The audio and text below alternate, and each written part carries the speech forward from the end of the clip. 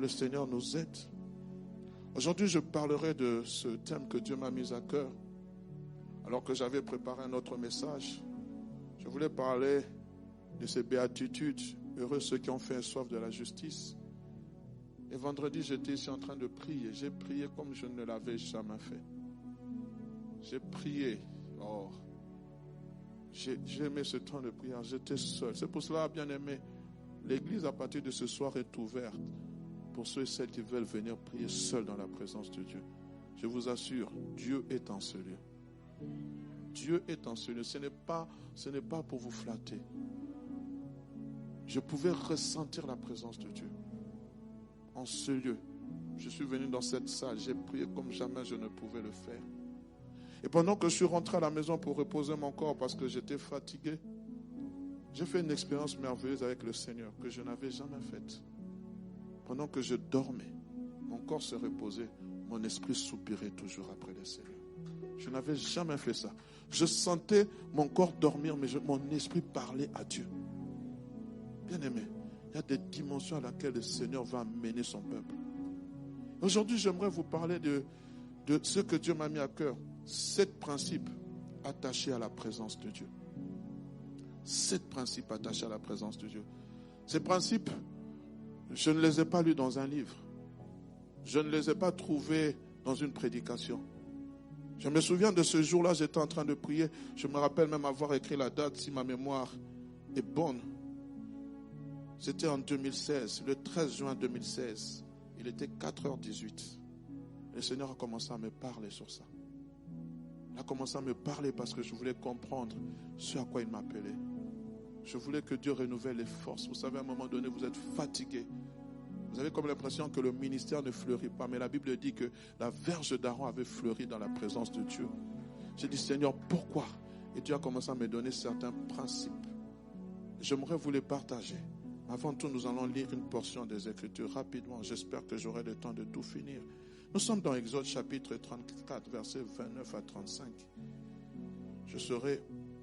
La Bible dit ceci. Moïse descendit de la montagne de Sinaï, ayant les 2 tables de témoignage dans sa main.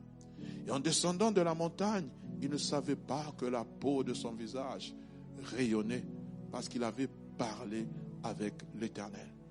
Aaron et tous les enfants d'Israël regardèrent Moïse, et voici la peau de son visage rayonnait, et ils craignaient de s'approcher de lui. Moïse les appela. Aaron et tous les principaux de l'assemblée vinrent auprès de lui et il leur parla. Après cela, tous les enfants d'Israël s'approchèrent et il leur donna tous les ordres qu'il avait reçus de l'Éternel sur la montagne de Sinaï. Lorsque Moïse eut achevé de leur parler, il mit le voile sur son visage. Verset 34. Quand Moïse entrait devant l'Éternel, malgré qu'il avait fait 40 jours, pour lui parler, il ôtait le voile jusqu'à ce qu'il sortît. Et quand il sortait, il disait aux enfants d'Israël ce que lui avait été ordonné. Les enfants d'Israël regardaient le visage de Moïse et voyant que la peau de son visage rayonnait, et Moïse remettait le voile sur son visage jusqu'à ce qu'il entra pour parler avec l'Éternel. Nous disons Amen. Bien-aimés, nous voyons à travers ces quelques lignes des Saintes Écritures un homme de la même nature que nous. Un homme qui était faillible, un homme qui avait commis peut-être certaines choses, mais qui a été qualifié par l'Éternel.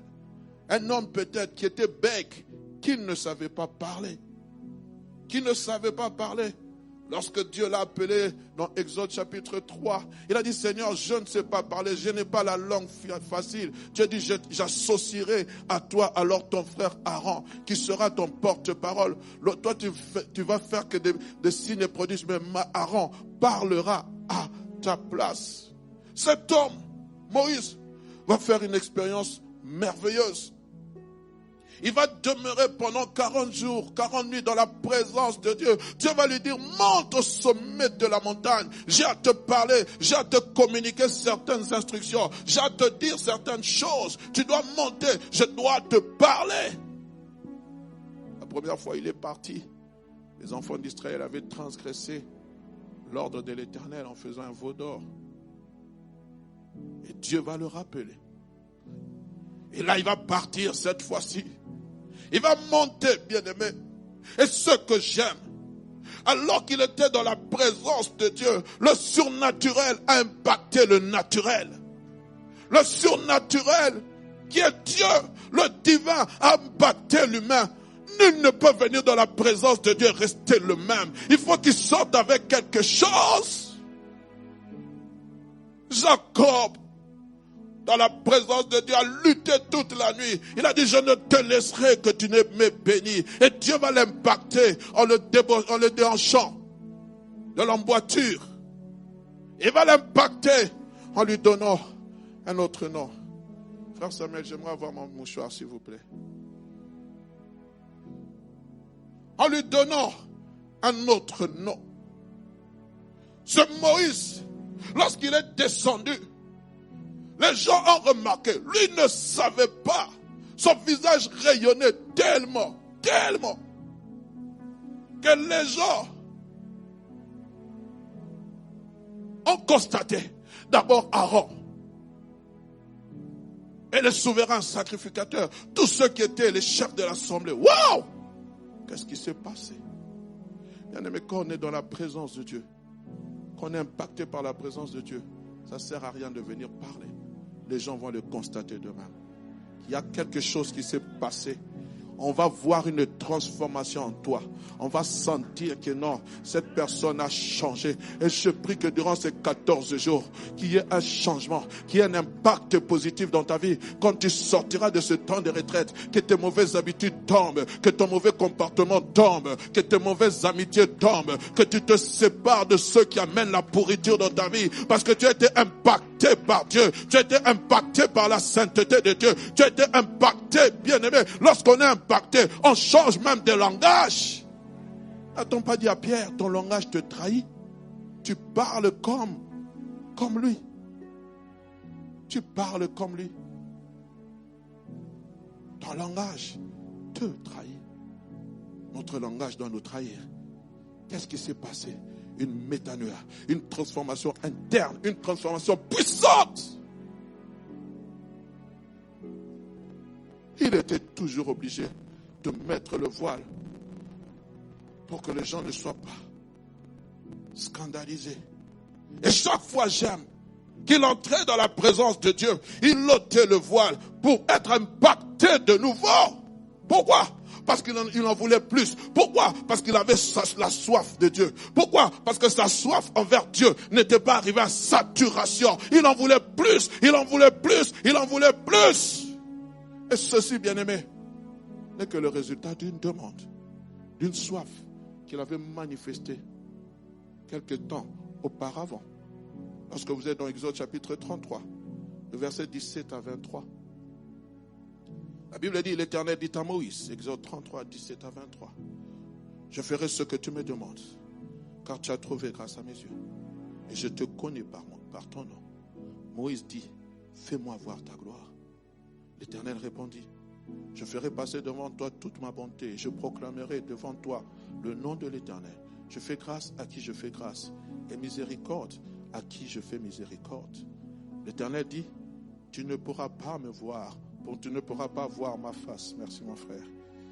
Tu ne pourras pas voir ma face, car l'homme ne peut me voir et vivre. Et l'Éternel dit, voici un lieu près de moi. Tu te tiendras sur le rocher. Quand ma gloire passera, je te mettrai dans un creux du rocher et je te couvrirai de ma main jusqu'à ce que j'ai passé. Et lorsque je retournerai ma main, tu me verras par derrière. Mais ma face, tu ne pourras être vu. Malgré qu'il a vu par derrière, il a été impacté. Parce que la gloire de Dieu est environnante. Elle est environnante. Et j'aime beaucoup quand Josué parle de Moïse à la fin de sa vie. Il dit, il n'y a aucun prophète sur la terre à qui Dieu parlait face à face comme un homme parle à son ami. Il parlera de Moïse parce qu'il a vécu avec cet homme. Il a dit non, cet homme a été impacté par le Seigneur. Et je prie, bien-aimé, que tu sois impacté par le Seigneur. Je prie, bien-aimé, que tu entres dans cette dimension où il y a un impact, où tu vas considérer que les choses de la terre sont nulles, où tu vas considérer, bien-aimé, toutes ces choses de la terre pour lesquelles nous sommes en train de nous battre, avoir des maisons, avoir des parcelles, nous sommes en train de nous faire des crocs en jambes, de nous empoisonner les uns les autres. Tu vas trouver que, bien-aimé, rien n'équivaut à la présence de Dieu.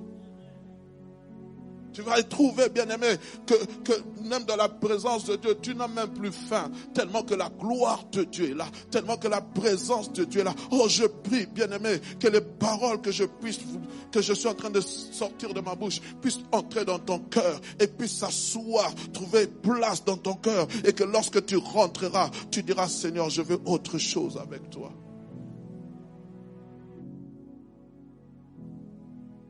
Moïse, mais tu as vu le miracle de Dieu. Tu as vu le buisson ardent. Tu as vu le serpent un bâton se transformer en serpent. Tu as vu les 10 plaies d'Égypte, comment Dieu agit. Tu as vu comment Dieu a séparé la mer Rouge. Tu as vu comment Dieu est en train de te conduire avec la nuée et la colonne de feu. Mais cela n'est pas suffisant. Ça, je te vois de loin. Moi, j'ai envie de te voir de près, Seigneur. Tu me parles, mais j'ai envie de te connaître encore plus. À la place de Moïse, j'allais me contenter de faire cette gloire que j'ai vu les miracles. J'allais dire, Dieu est avec moi, c'est suffisant. Non! Comment les nations seraient-elles que nous servons un Dieu? N'est-ce pas lorsque tu marcheras avec nous? Nous n'avons pas besoin d'un Dieu lointain. Nous avons besoin d'un Dieu proche.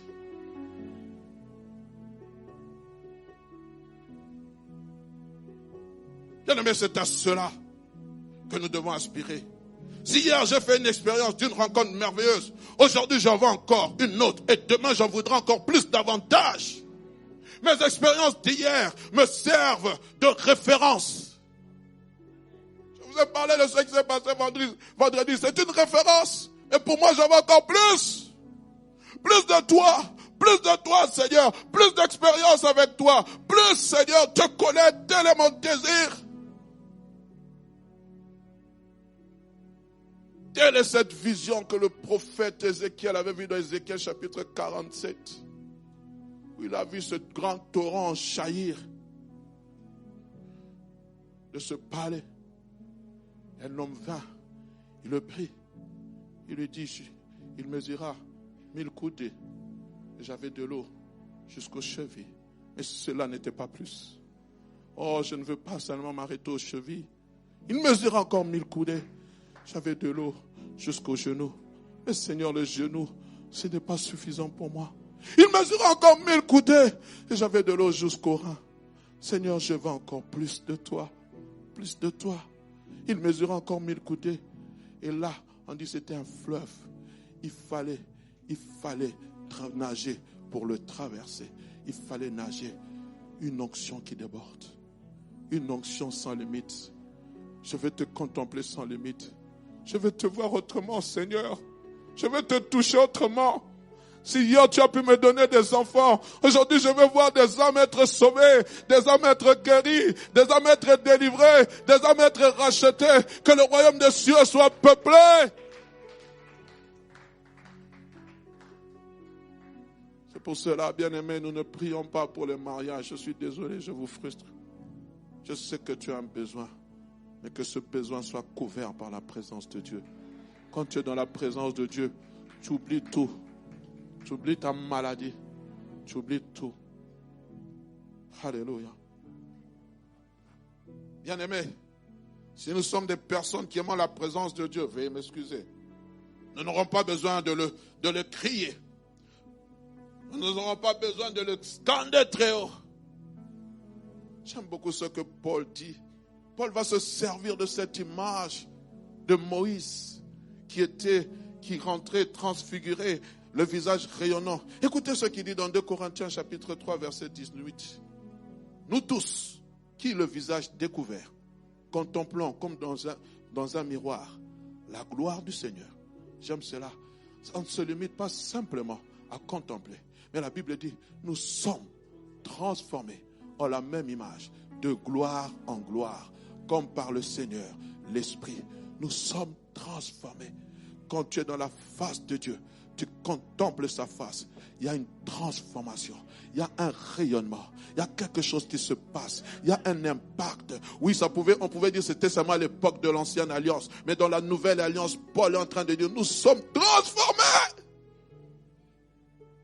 Le meilleur de nous doit sortir de ce corps. Le meilleur de nous doit sortir de nous. Le meilleur de nous. Le meilleur de nous. Et je sais qu'en plusieurs, il y a un meilleur. Je sais qu'en plusieurs, il y a un meilleur. Si ce n'était pas le cas, Christ n'allait pas investir en toi. Si ce n'était pas le cas, Christ n'allait pas mourir pour toi. Oui, je te demanderai d'être patient avec ce frère. Je te demanderai d'être patiente avec cette sœur. Je te demanderai de le supporter. Je te demanderai de la supporter. Elle a peut-être un caractère assez difficile, mais le meilleur d'elle sortira. Un jour, le meilleur d'elle sortira. Pourquoi? Elle est transformée à la même image, de gloire à gloire. Le Seigneur, l'Esprit.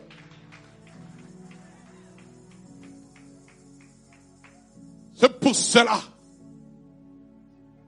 Paul pouvait dire, supportez-vous les uns les autres. Si l'un a un sujet de se plaindre de l'autre, supportez-vous. Oh Seigneur, aide-nous. Aide-nous. Impacte nos vies d'amour. Change notre façon de voir le monde. Change notre façon de voir le prochain. Change notre façon de voir celui qui est faible. Change notre façon de voir celui qui tombe chaque fois. Change notre façon de voir celui qui chaque fois n'arrive pas à me gravir cette montagne. Demain, je parlerai de ces choses. Les choses qui augmentent notre soif. C'est pourquoi, bien-aimés, qu'il me soit permis de vous partager quelques principes importants que j'ai eu à expérimenter.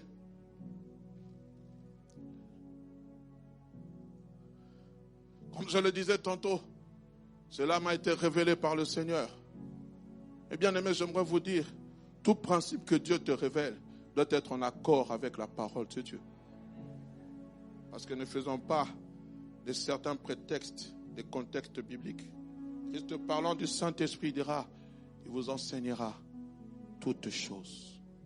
Il y a des expériences que toi tu dois faire, que tu ne trouveras peut-être pas dans la Bible, mais que le Seigneur te mènera à faire, mais qui seront en accord avec les Écritures.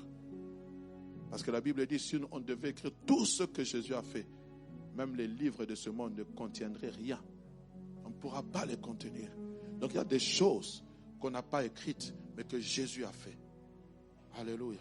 Mais avant toute chose, bien-aimés, permettez-moi de parler de ce rêve, de cette vision. Je ne sais pas. Les érudits, peut-être des rêves, des visions, des dons prophétiques vont savoir où situer ce qui se passait. Quand je parlais de cette expérience que j'ai faite, j'avais voulu montrer cette image, mais malheureusement, le temps m'est manqué. Le Seigneur m'a montré 2 cheminées. 2 cheminées, vous savez, les cheminées qu'on met dans les salons. 2 cheminées. La première cheminée était propre, intacte, belle.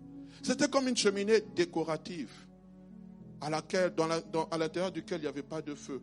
Mais la chose qui m'avait touché, c'est que c'était dans ce salon, c'était bien, à côté il y avait des livres, c'était bien, il y avait des objets décoratifs tout autour. La cheminée était très belle. La deuxième cheminée, c'était une cheminée avec du cendre et de la souille. Vous savez, quand vous allumez la cheminée, la souille, le cendre est là.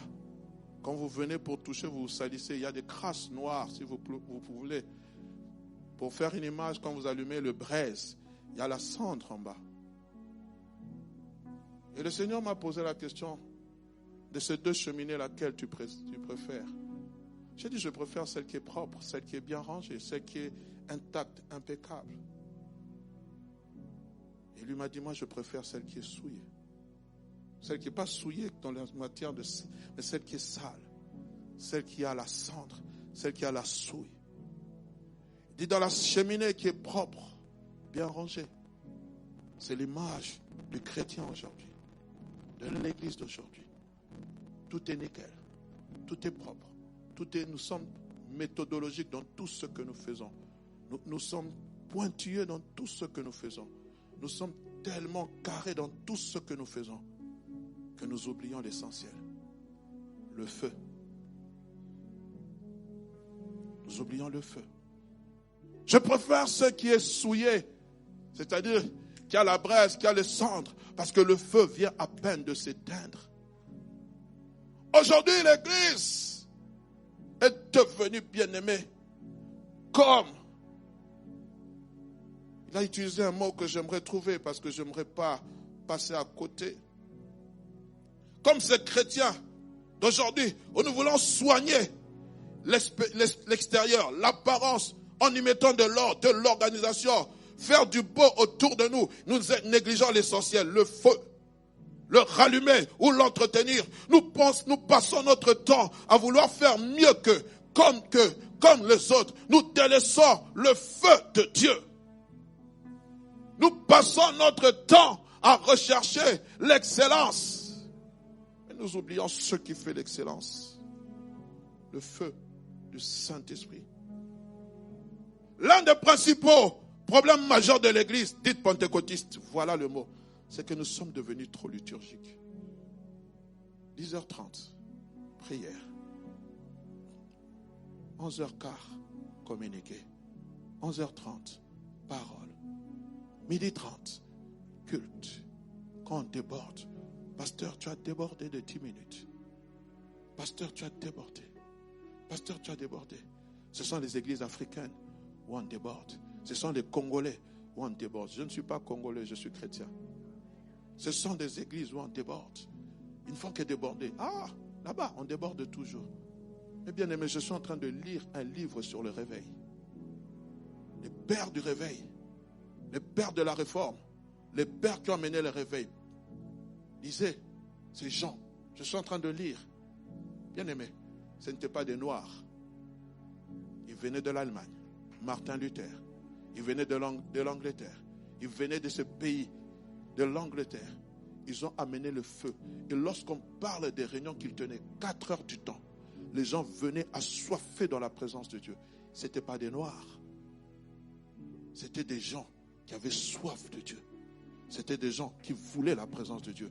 C'était des gens qui désiraient que Dieu agisse maintenant, pas demain. C'était des gens qui voulaient qu'il y ait quelque chose qui se passe. C'était des gens qui voulaient voir des âmes sauvées. On parle de ce prédicateur qui venait. Il a passé 24 heures non-stop, accroché à la chair, en train de prier. Seigneur, donne-moi l'Angleterre où je meurs. Donne-moi l'Angleterre. Il n'était pas noir, il était blanc.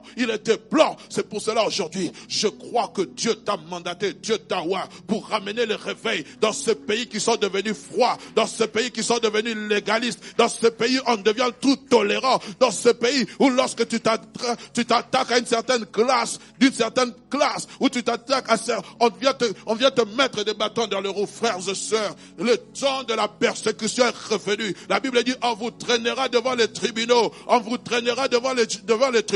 mais n'ayez crainte, tout ce que vous aurez à dire vous sera donné à l'instant même par le Saint-Esprit.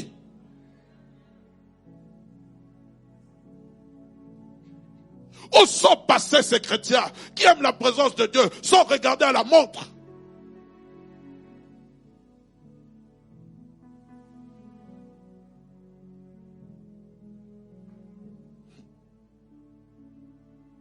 Il y a des moments, bien aimés, où c'est le temps de Dieu qui doit compter pour nous et non notre temps. Bien aimé, il y a des moments où c'est Dieu qui est le maître des temps et des circonstances. Tu restes dans sa présence. Seigneur, je ne te laisserai que tu me bénis. Seigneur, je ne te laisserai que tu me parles. Seigneur, je ne te laisserai que tu aies délivré ma famille. Où sont passer ces chrétiens jusqu'au boutiste, ces hommes et ces femmes qui veulent rester dans la présence de Dieu, qui disent pendant une semaine, pas de nourriture, pendant une semaine, pas de Facebook, pendant une semaine, pas de WhatsApp, pendant une semaine, pas de télévision, pas de série. Là, je veux simplement être dans la présence de Dieu. Où êtes-vous passés?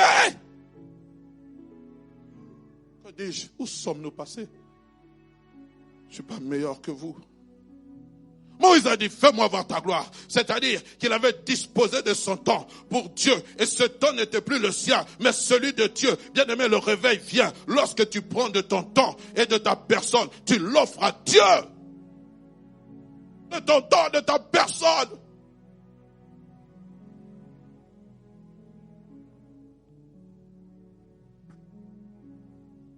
Et Dieu s'en sert comme si cela l'appartient, tout en faisant bon usage de chaque instant que tu lui donnes. Alors rapidement, je parlerai de 7 principes. Le premier principe, alors que Dieu me parlait, il me disait, sois un homme de principe. Sois un homme de principe. C'est dans la mesure où tu pourras voir ma gloire. Si tu établis des principes dans ta vie que tu veilleras à mettre en pratique. Il m'a parlé d'un serviteur de Dieu, je ne vais pas citer son nom. Il a dit, si j'agis avec ce tel serviteur, c'est parce qu'il a établi des principes dans sa vie et il respecte ces principes. Maudit soit celui qui fait un vœu à l'Éternel et qui ne le respecte pas. Établis des règles personnelles, frère. Des règles que l'Église n'impose pas. Des règles qu'on ne t'impose pas par la société. Que toi-même tu établis afin de voir la gloire de Dieu. Job dit dans le Job chapitre 31, verset 1er, j'ai fait un pacte avec mes yeux. Je ne vais pas arrêter. Il dit, je n'aurai pas arrêté mes regards sur une vierge. J'ai fait un pacte. Ce n'est pas Dieu qui l'a imposé cela. Ce n'est pas le Saint-Esprit lui-même. Il a été convaincu. Il a dit, je fais un pacte avec mes yeux. C'est pourquoi il a établi des règles. Problème, on n'a plus de règles. On n'est plus des hommes et des femmes de principe. Dans la fête mondaine, tu deviens mondain. La bonne année arrive, non? La Noël arrive. Il y a un chanteur, bien que je n'adhère pas à sa doctrine, il a dit ça a toujours été pendant les fêtes que les enfants de Dieu sont tués. Établis des principes. Il y a des endroits auxquels je n'irai pas. Il y a des choses que je ne ferai pas. Il y a telle personne que je ne fréquenterai plus. Il y a des choses que je ne dirai plus. Il y a des choses que je ne verrai plus. Pourquoi? Parce que mon corps est le temple du Saint-Esprit. Mon corps est dévoué à l'Éternel. C'est fini à partir d'aujourd'hui. Établis des principes. Tu veux voir la gloire de Dieu? Établis des principes dans ta vie. Et va dans la présence de Dieu. Demande à Dieu de te donner la force. Parce que la Bible dit, il crée en nous le vouloir et le faire. Amen. Deuxième principe.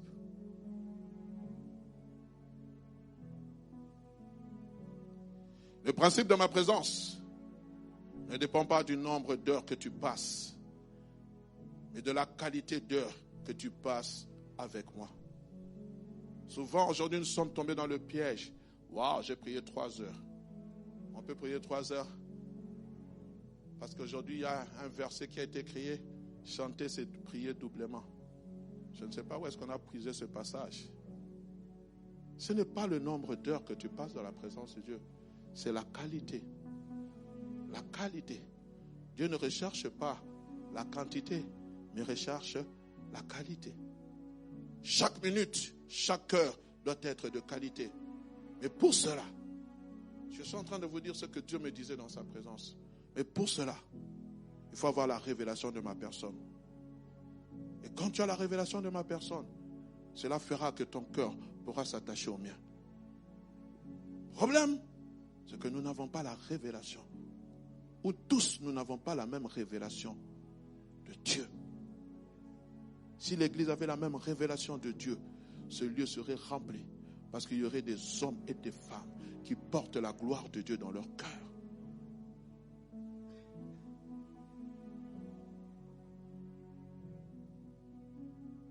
Tout ça, bien-aimé, ce ne sont que des artifices. Ce qui est plus important, c'est d'être avec Dieu. d'avoir Dieu. Il y a des gens qui sont sous des tentes, mais la gloire de Dieu est là. Il y a des gens qui ont de belles églises, de grandes églises. Allez aujourd'hui, ces grandes églises qu'on a construites à l'époque contemporaine, du Moyen-Âgeuse, des grands édifices. Aujourd'hui, entre équipements, on est en train de dire, on est en train de les désacraliser. Ça devient des lieux de tourisme. Pourquoi? La vie n'est pas là. C'est pour cela, dans cette église, même après mon départ, celui qui me remplacera, celui qui viendra des générations après moi, des trentaines ou des quarantaines, si Jésus ne revient pas, que le feu demeure. Que le feu demeure. Je prie, lorsqu'on parlera de moi dans le passé, cet homme aimait la présence de Dieu. Il voulait que le feu demeure. Et j'aimerais dire à tout le monde, toute personne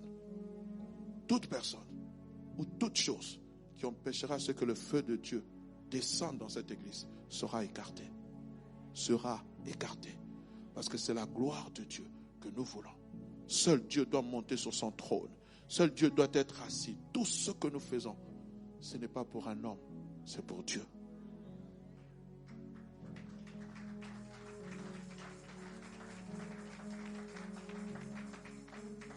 Troisième principe.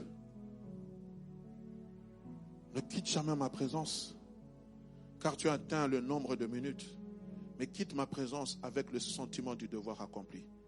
C'est-à-dire que ta prière n'a pas été incomplète, ni inexaucée. Je disais au Seigneur, mais qu'est-ce que ça veut dire? Il dit, c'est comme si je t'ai donné un travail à accomplir. C'est comme si je t'ai donné un travail à faire. Lorsque tu viens dans ma présence, c'est comme si je te donnais un exercice à faire. Et lorsque tu dois sortir de ma présence, il faut que tu aies fini cet exercice. Non seulement fini cet exercice, mais trouver aussi le résultat de cet exercice. C'est comme un problème à une équation. On vous dit, il y a tant de minutes et vous devez le résoudre. Et le Seigneur me dit, c'est ça ma présence. Quand tu sors de ma présence, sors avec la certitude d'un devoir accompli. Quand le souverain sacrificateur ou les sacrificateurs entraient dans la présence de Dieu, c'était pour faire un service.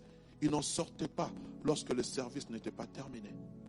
Mais aujourd'hui, le problème, c'est que nous entrons comme sacrificateurs pour faire le service de Dieu, mais nous sortons avant que le service soit terminé. Non, tu laisses Dieu assoiffé. Il n'est pas rempli de ce que tu es venu lui offrir.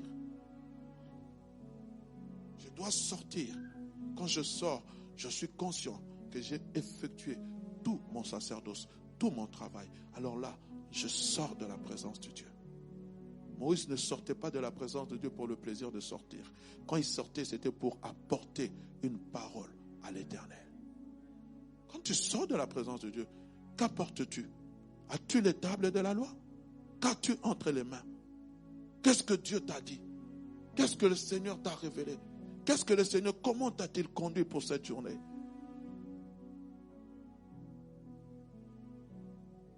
Quatrième principe. Le principe de ma présence dépend de l'amour que tu as envers moi. Plus ton cœur est rempli d'amour, plus tu aimeras ma présence et plus tu auras du mal à la quitter. Ta bouche dira ce que ton cœur ressent. Il faut que des flots d'amour envahissent ton cœur pour te tenir devant ma présence. Être dans la présence de Dieu, bien-aimé, c'est une histoire d'amour. Ce n'est pas une histoire de compétence ou de spiritualité. C'est une histoire d'amour. Lorsque tu aimes une femme ou une fille, surtout lorsqu'on est fiancé, je ne sais pas pourquoi on a des belles paroles quand on est fiancé. Une fois qu'on devient marié, ça tarit. Quand on est fiancé, on peut passer des heures à parler au téléphone. On ne regarde pas la facture. Des heures. Je me souviens quand j'étais fiancé. À l'époque, on n'avait pas tous des smartphones comme aujourd'hui. Quand je raccompagnais ma fiancée jusqu'à chez elle, on restait devant la porte. Je me rappelle même ce jour-là, il pleuvait. La pluie ne faisait rien, on était sous les parapluies. On était en train de parler. On parlait. La pluie, c'était comme si nous étions des personnes, nous ne nous mouillions pas. Mais tellement que mon amour débordait de lui dire certaines choses. Ça débordait, ça débordait. On pouvait parler devant le portail. On parlait. À un moment, on disait, entrez, on entre. On finit, bon, je te raccompagne. On se retrouve devant son portail. On continue encore à parler. Où sont passés ces chrétiens amoureux de Dieu? Ces chrétiens, quand Dieu dit, il faut que tu partes, tu dis, non, J'ai encore envie de te parler. Bien-aimé, c'est ça que Dieu veut. Si tu aimes Dieu, tu aimeras aussi sa présence. Tu seras amoureux de sa présence. Je parlais de ce couple. Pourquoi pas nous, bien-aimés? Il est facile de passer du temps devant les réseaux sociaux. Il est facile de passer du temps devant un film. Il est facile de passer du temps devant tout ça, bien-aimés. Mais devant la présence de Dieu, quelquefois je suis étonné. Je vois des gens ici, lorsqu'ils doivent parler, ils parlent tout en mouvement. Ils parlent. Mais quand on va leur dire prier, ils deviennent comme une momie, une statue. Wow! Et si on te dit de parler de politique, tu as beaucoup de choses à dire. Si on te dit de parler de foot, tu as beaucoup de choses à dire. Si on te dit de parler de mode, tu as beaucoup de choses à dire. Si on te dit de parler de telle chose, tu as beaucoup de choses à dire. Mais si on te dit de parler au Seigneur, tu n'as rien à lui dire. Il y a un problème. Un problème dangereux. Il y a un problème dangereux, bien-aimé. Il y a un problème. Bien-aimé, le manque d'amour pour Dieu ou pour son frère ou sa sœur est un signe qui marque notre refroidissement. J'en parlerai demain. Parce que lorsqu'on aime Dieu, on aime aussi son frère. Lorsqu'on aime Dieu, on aime son prochain. Lorsqu'on aime Dieu réellement, bien-aimé, j'ai compris une chose. Lorsque Dieu me remplit de son amour, ce n'est pas simplement pour que je l'aime, c'est pour que je sache aussi aimer mon prochain, même celui qui me fait du mal. Et vous allez voir une personne qui est remplie de l'amour de Dieu, facile à pardonner. C'est pour cela que Christ au bois de la croix, il pouvait dire, Père, pardonne-leur, car ils ne savent pas ce qu'ils font. Pourquoi? L'amour du Père était en lui. Il était amour, et il ne pouvait pas demander le mal de ses ennemis. Il ne pouvait pas. La seule chose qu'il pouvait implorer, c'était le pardon.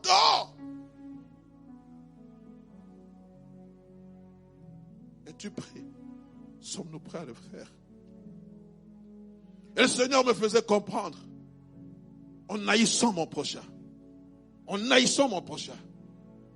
C'est pas que je le veux du mal, mais en le haïssant, cela m'éloigne de sa présence. En le haïssant, cela m'éloigne de sa présence. C'est pour cela que vous avez des chrétiens qui n'arrivent pas à graviter, à grandir. Pourquoi? Parce qu'il y a un problème. Comment peux-tu dire que tu aimes Dieu et que tu haïsses ton frère que tu ne vois pas?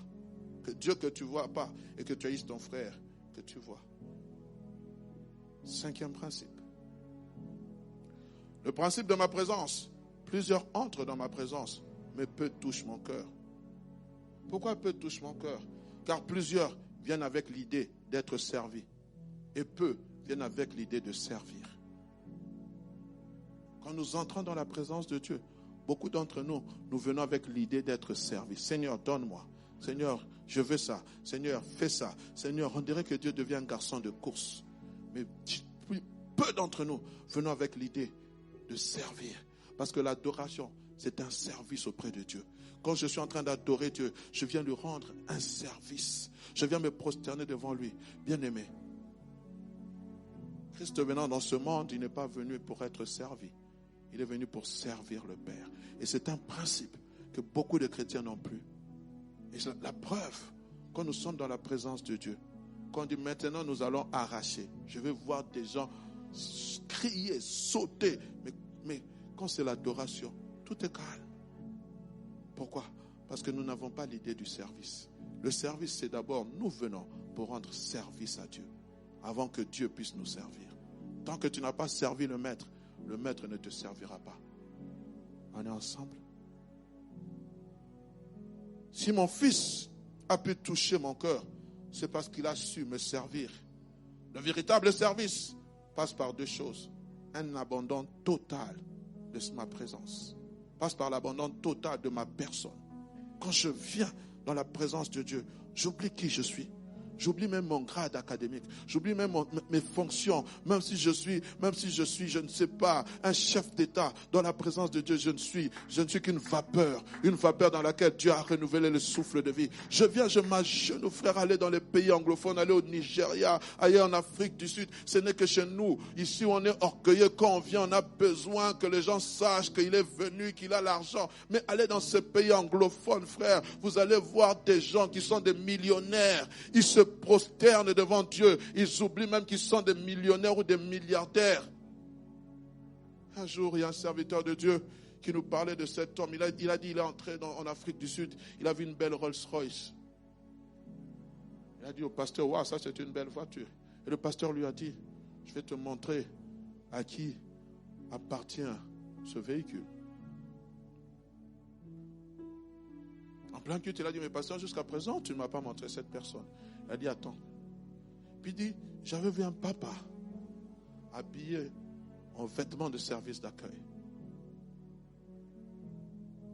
Et la chose qui m'avait frappé, c'est qu'une femme lui a donné le linge d'un enfant. Il est parti, il l'a pris. Il allait le jeter à la poubelle. Le pasteur va lui montrer, le monsieur qui a la Rolls-Royce, c'est lui qui est au service d'accueil. Il est compté parmi les plus grandes fortunes de l'Afrique du Sud. Mais il était au service d'accueil. Ici, qui va le faire? Qui d'entre nous va le faire? Il suffit simplement que tu sois élevé. Tout est fini. Pourquoi? Parce qu'on ne comprend pas que l'élévation ne vient ni de l'Occident, ni de l'Orient. L'élévation vient de l'Éternel. J'avais un pasteur que j'aime beaucoup, le pasteur Jacques-André Verneau. Chaque fois qu'il venait, on se précipitait pour lui prendre son sac. Il nous disait, frère, tant que j'aurai la force, je porterai ce sac. Tant que j'aurai la force, et il m'a appris cette humilité. Pasteur, il faut mettre des distances avec les... J'ai dit non. Jésus-Christ était un homme de la foule. C'est ce qui a fait la force de son ministère. Mais quand on est dans la foule, on doit aussi savoir qui est l'homme qui est en face. Quel homme avons-nous en face de nous? Nous sommes... 6e principe. Dans ma présence, a dit Dieu, vide-toi de ton toi-même, afin que je te remplisse de moi. Vide-toi de ton toi-même. Souvent, dans la présence de Dieu, nous ne venons pas avec le cœur assoiffé. Nous venons déjà remplis. Mais quand nous avons déjà le cœur rempli, qu'est-ce que Dieu peut encore ajouter? Quand je viens dans la présence de Dieu, je dois me vider. Je dois me vider, je dois être vide, je dois venir dans la présence de Dieu. Quand je sortirai de sa présence, je sors avec quelque chose d'autre.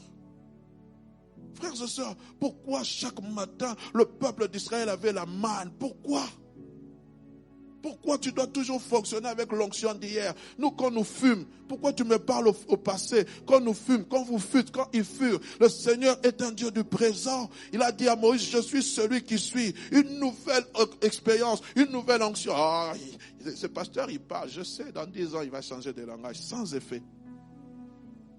Je changerai de langage parce que j'aurai atteint un autre niveau avec mon Dieu. Où sont passés les chrétiens qui viennent, comme cette femme où Élisée lui dira, va demander des vases vides chez tes voisins. Et il dit, non, demande pas en petite quantité. Dans ma présence, vide-toi de ton toi-même. Dans ton laisse-moi te remplir, te remplir. Toi, tu viens, tu commences à dire, Seigneur, je sais que tu vas me dire de pardonner, mais moi, je n'ai pas la force, Seigneur. Toi-même, tu sais, elle m'a fait du mal. Vide-toi de ton toi-même. Seigneur, je sais qu'auprès de toi se trouve le pardon. Je sais, Seigneur, qu'elle m'a fait du mal. Je sais qu'il m'a fait du mal. J'ai mal dans mon cœur. Mais Seigneur, donne-moi la force de pardonner. Donne-moi cette force de pardonner. Quand tu es en train de te vider comme ça, alors Dieu maintenant, il vient te remplir de cette force qui s'appelle le pardon. Et le 7e principe, après quoi nous allons nous tenir debout. Nous allons chanter ce cantique. Remplis-moi jusque ça déborde. Je veux plus de toi. Dans ma présence, tu dois apprendre à discerner et à décoder le code de mon langage. Tu dois apprendre à discerner, à décoder mon langage, car je ne parle pas toujours de la même façon. La Bible dit, Dieu parle tantôt d'une manière ou tantôt d'une autre. Dans ma présence, me dit Dieu, il y a un langage adapté à chaque situation. Et le problème, c'est que lorsqu'on vient dans la présence de Dieu, on ne veut pas décoder le langage de Dieu. On ne veut pas décoder le code que le langage que Dieu veut utiliser pour nous. Et nous perdons le fil de nos idées. Pourquoi? Quand je viens dans la présence de Dieu, à un moment donné, je dois rester calme. Je dois me taire, entendre les battements de son cœur. Il y a beaucoup de choses que Dieu m'a dites, je ne les ai pas toutes écrites. Entendre les battements de son cœur. J'ouvre la parole de Dieu. Je contemple le Seigneur à travers un psaume. Mais le Seigneur est en train de me parler.